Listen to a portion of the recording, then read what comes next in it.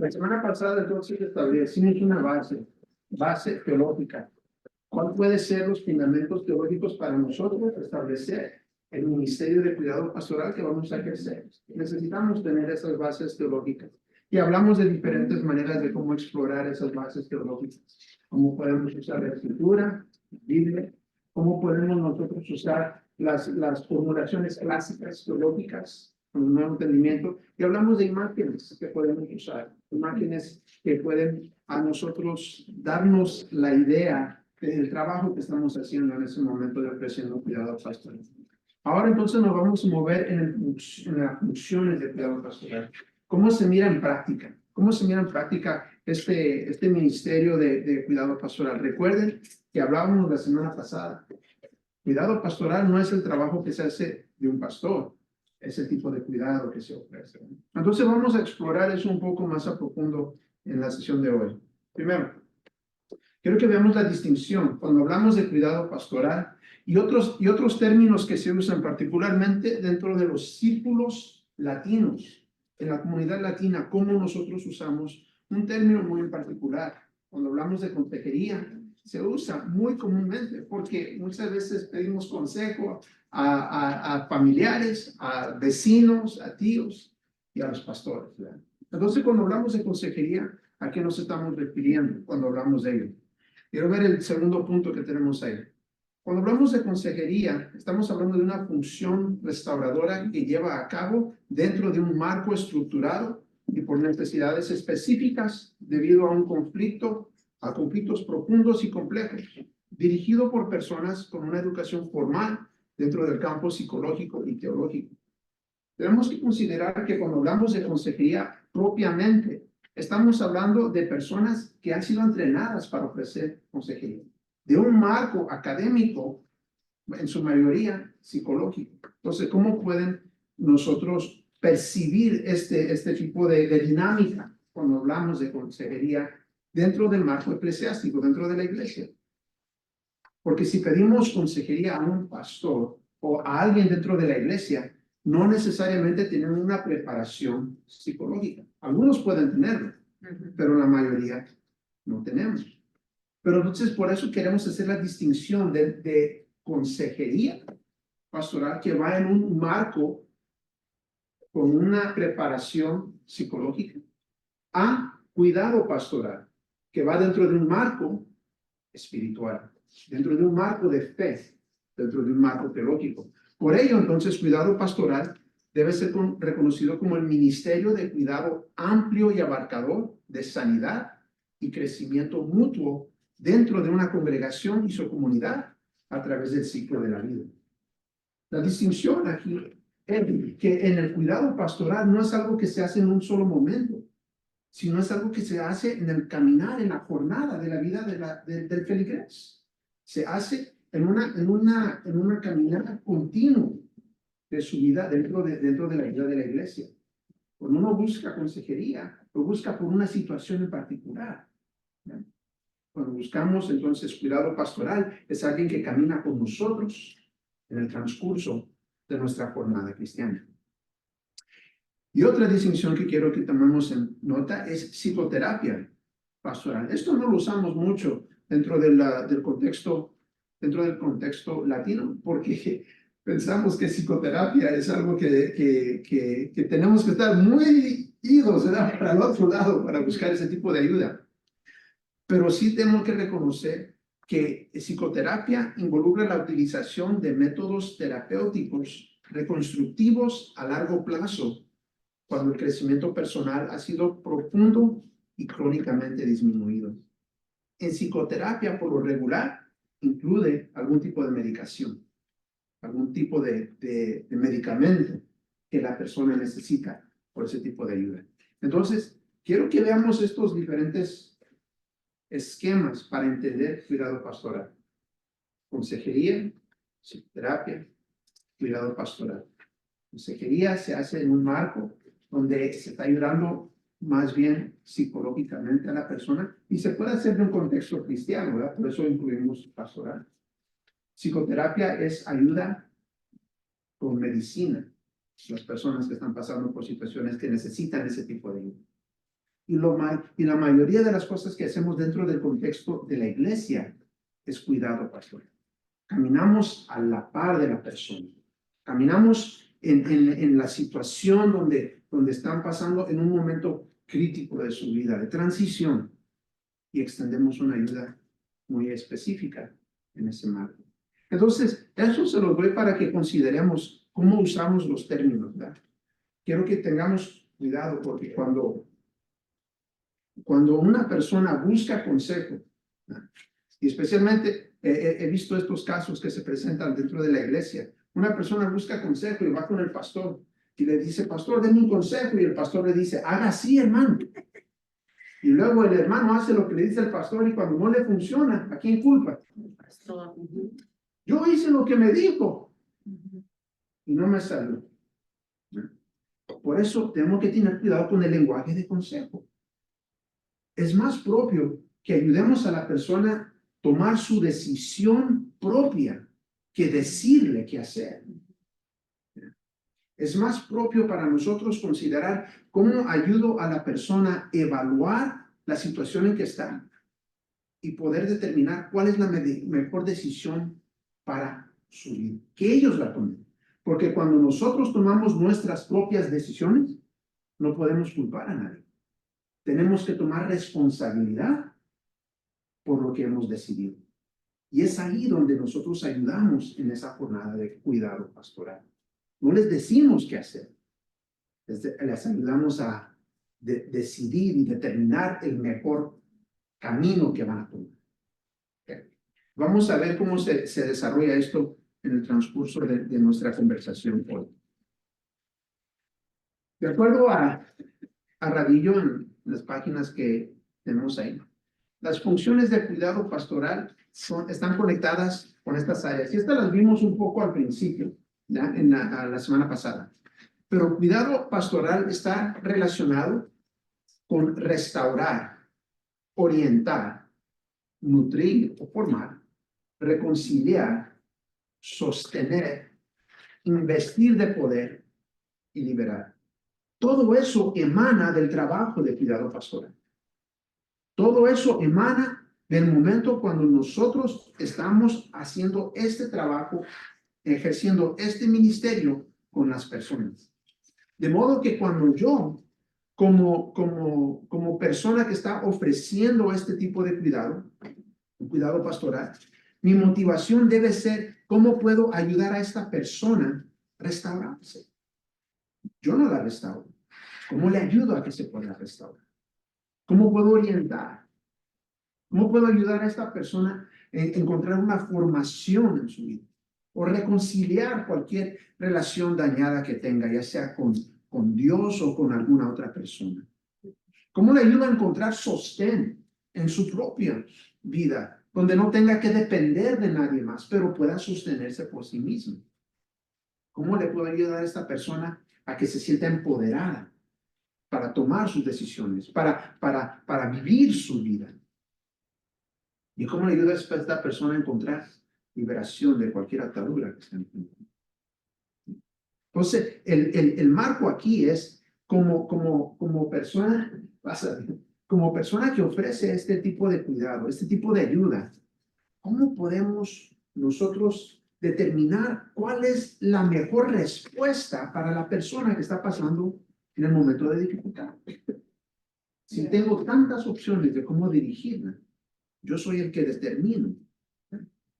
Yo soy la que determino hacia qué respuesta poder tomar. ¿Okay? Entonces, estábamos hablando de cuidado pastoral, no como un ministerio del pastor, sino un tipo de cuidado que se da. Y quiero que lo consideremos que este tipo de cuidado pastoral no es algo que solamente es el pastor, pero que es ministerio de toda la iglesia. La responsabilidad es de todos nosotros. Porque cuando nosotros miramos este ministerio a través de este lente, cuidado pastoral como ministerio de la iglesia, lo incorporamos en la vida de la iglesia, en la práctica de la iglesia. Se incorpora en la predicación, como persona que estoy compartiendo la palabra, cuando estoy predicando, tengo que tener en mente que yo tengo personas en la congregación que están heridas, que están lastimadas, que están pasando por sufrimiento, por dolor, familias quebrantadas, familias en crisis. Eso es parte de la congregación. Entonces, ¿cómo puedo reconocer eso cuando estoy predicando una palabra, no solamente de arrepentimiento, sino una palabra que hable a la realidad de lo que están viviendo en ese momento? Que puedan encontrar dentro de la palabra, dentro del mensaje, dentro de la predicación, algo que hable a esa situación dificultosa que estará viviendo en el momento. Entonces, se incorpora en la predicación, se incorpora en la visitación, el estar presente con las personas, el visitar a las personas, a los miembros, a los feligreses. La visita no es solamente para pasar el tiempo y comer tamales. Es para enseñarle a la gente, aquí estamos, aquí estoy. Entonces, ¿cuál es el propósito de la visita?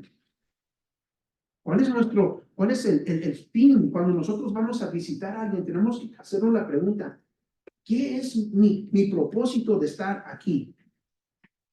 Y especialmente si estamos con personas que ya son creyentes, ¿qué es mi propósito de estar aquí?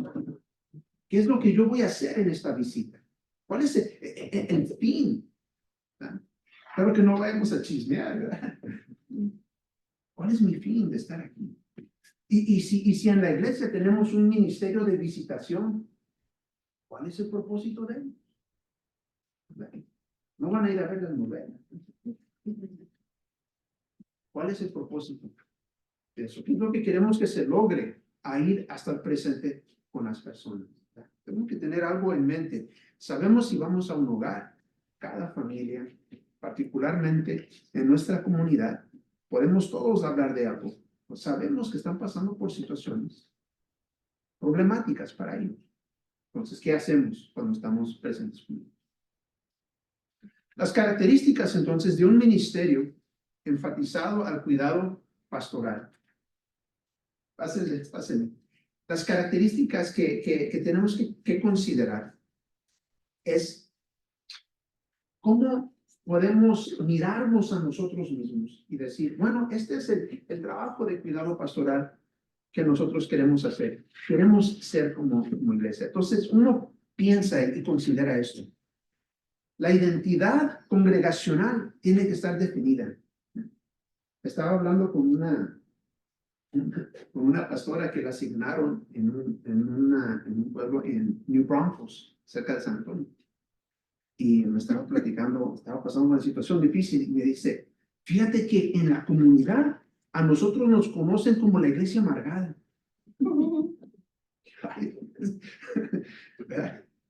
Entonces, como que llega un momento donde la congregación acepta esa identidad. ¿Y qué cree que está pasando dentro de la iglesia si las conocen como la iglesia amargada?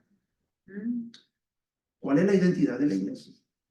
Si queremos tener un enfoque al cuidado pastoral, entonces yo me imagino que la identidad de la iglesia debe ser caracterizada por amor, por comprensión, por entendimiento, por aceptación.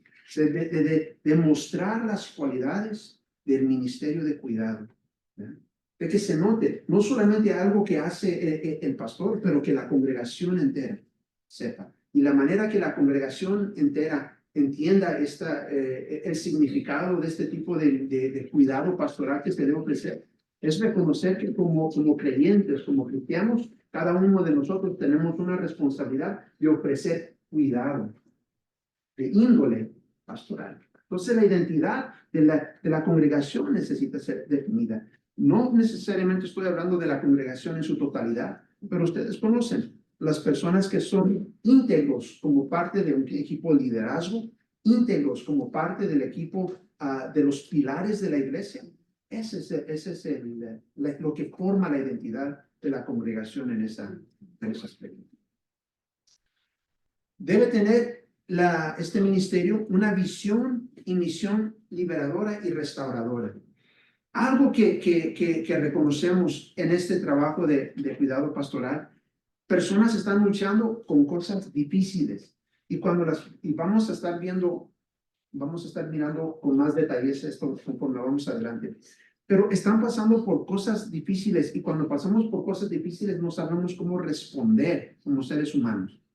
Tenemos que reconocer que no vamos a caracterizar a las personas como que ellos están mal o equivocados, sino que están necesitados de ayuda. Entonces, si mi misión de este trabajo es reconocer que aquí lo que necesita la persona es restaurarse, liberándose por cualquier atadura, cualquier cosa que está pesando en su vida. También practicamos un liderazgo democrático, es decir, tiene que haber más de una sola voz que esté hablando a la situación. No puede ser teocrático, no puede ser una persona que sea la única voz, que sea la voz que domine todo. Tenemos que escuchar de más perspectivas. Tenemos que escuchar de más voces, ¿verdad? Yo puedo ver una situación a mi manera de ver, ¿verdad? Pero yo también tengo que reconocer, como ser humano, yo soy limitado y solamente puedo ver de mi perspectiva. Otro hermano, otra hermana puede verla de una situación diferente. Y para yo poder tener un panorama más amplio, tengo que escuchar las diferentes perspectivas. Un liderazgo democrático sabe escuchar además perspectivas. No impone su propia perspectiva como la única y la verdadera. Y yo creo que con todo respeto les digo, hermanos, para nosotros los latinos varones, a veces es muy difícil hacer eso, ¿no? Porque venimos de una cultura machista donde lo que dice el hombre, eso es lo que, ¿no? Y si no lo reconocemos, hermano, no nos damos cuenta cómo culturalmente está afectando nuestra manera de ver la situación. Entonces tenemos que considerar cómo eso afecta en nuestra manera de ver la situación. El liderazgo pastoral tiene que ser auténtico y diferenciado. Vamos a hablar más de diferenciación la próxima clase, pero con esto lo menciono aquí solamente. Un pastor en una iglesia es el pastor de la iglesia. Tiene un rol específico que Dios ha diseñado por medio de la organización de esa congregación, ¿verdad? El pastor tiene el rol de ser líder espiritual, tiene el rol de dar guianza teológica, tiene el rol de dar un liderazgo a la congregación como tal, ¿verdad? Pero vemos lo que nos dice el apóstol Pablo en la Biblia, que la iglesia es compuesta por un cuerpo que tiene varios miembros y cada miembro tiene su propia misión. Entonces, para poder dirigir hay que reconocer, uno no puede ser todo para todos. Pablo lo dijo, ¿verdad? No podemos ser todo para todos. Entonces, para el líder pastoral tiene también que reconocer que dentro del marco pastoral yo tengo mi función, tengo mi rol, pero también tengo mis limitaciones. Eso quiere decir que cuando yo pueda reconocer lo que yo puedo hacer y lo que no puedo hacer, eso me ayuda a ser auténtico, no me hace menos, no me limita, no me hace inferior, me hace reconocer que Dios va a usar otras cosas más allá de mí para llevar a cabo su obra, su voluntad. Entonces, lo auténtico es reconocer lo que uno puede hacer y donde uno está limitado. Otra característica es ministerios intergeneracionales, especialmente en Estados Unidos, especialmente que estamos aquí. Estamos teniendo esta clase en español porque la mayoría de los que estamos aquí somos primera generación que han llegado a este país, ¿verdad? Español es nuestro primer idioma para la mayoría de los que estamos aquí. Pero tenemos en las congregaciones, en cada una de nuestras congregaciones, tenemos a personas, en su mayoría más jóvenes, que el español no es su primer idioma, es su segundo idioma. Eso nos marca como intergeneracionales, porque tenemos que considerar cómo la diferencia de estas generaciones y la complicación de ser bicultural en Estados Unidos afecta la manera que ofrecemos cuidado pastoral. Entonces hay que reconocer que necesitamos tener ese entendimiento, ese conocimiento de la diferencia generacional, especialmente cuando tenemos dentro de los hogares latinos varias generaciones viviendo bajo el mismo techo, ¿verdad?